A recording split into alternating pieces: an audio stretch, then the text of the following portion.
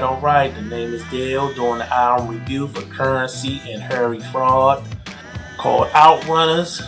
This album review is done on behalf of Audio Liquor Mag, Audio Liquor Magazine.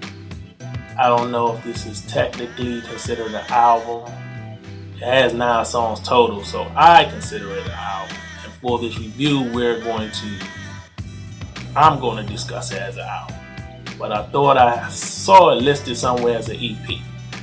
But I'm calling it an album for this review.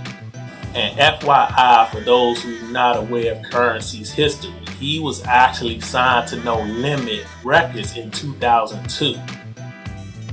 Now, I don't think he ever put out any material on No Limit.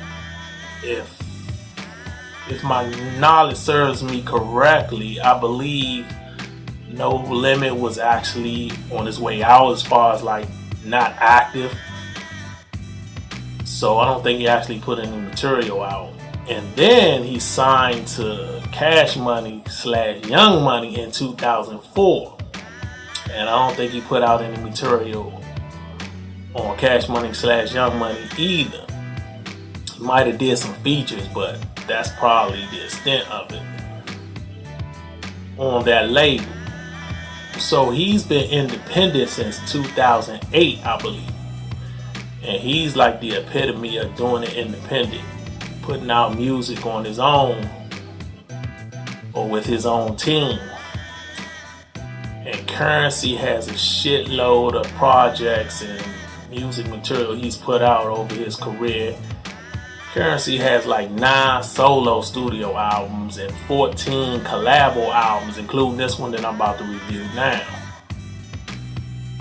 Not to mention a shitload of mixtapes and EPs he's done. He's actually done other projects with Harry Fraud. He's done a few EPs in the past with Harry Fraud that I've never even heard. So this is not the first time they've worked together on a project. And Harry Fraud, I'm not really too familiar with his work. I know of him, but I really can't say I'm too familiar with tracks he's produced for other artists. I believe he made a name for himself in like the late 2000s with a joint he did for French Montana. Don't know the title or the name of the song, but he's done production for Wiz Khalifa, Rick Ross, Pusha T, The Weeknd, Sam Smith.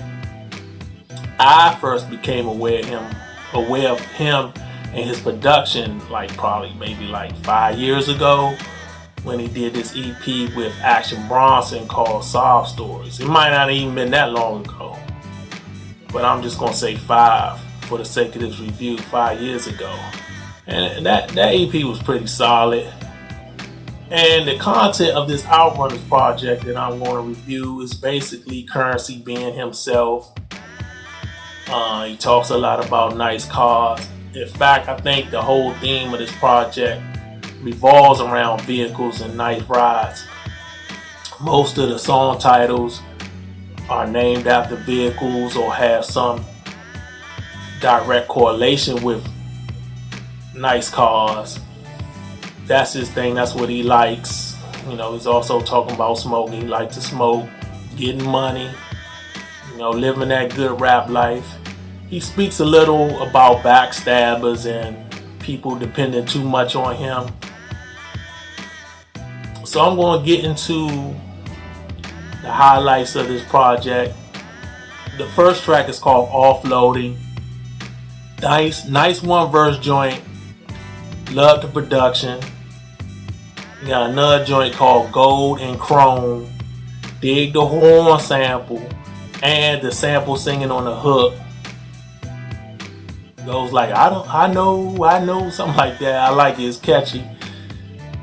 Currency speaks on his son, the love for his son, raising his son. He speaks a little about the pandemic shutdown and how that affects him. The things he was doing before the shutdown, right before the shutdown, and things that was going on during the shutdown, during this period anyway, this pandemic period. And you got another track, I can't recall the title of it, but it features Rick Ross. I dig the pianos on it. Got another joint called Seven Seas. You know, he's talking about all the places he's been.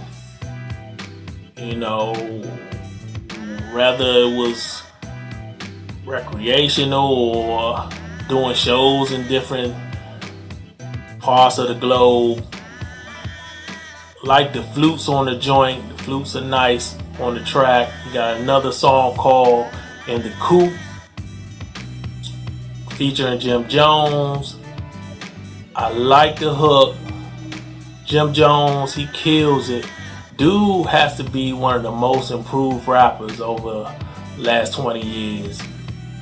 I really dig this joint. One of my favorite songs on him. He got another song that ends the whole project called Pounds of Paper.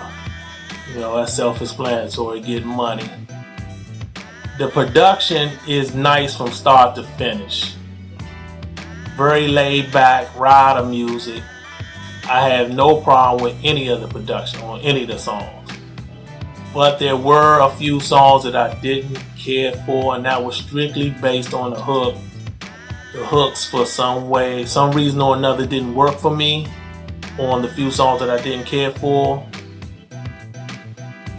So I'm going to give this a B. This is a nice short project. You know, if you can get past or you feel different than I do from the hooks, this is a joint on a few joints that I don't care for or I skip. You can pretty much listen to this whole project without skipping, because none of the songs are over 3 minutes and some seconds. He doesn't make any songs that go into the 4 minutes and 5 minutes. He doesn't do that. He keeps it short and sweet. Like some of these joints are like just one verse joints. So there you have it. I'm done. I'm finished. Download that.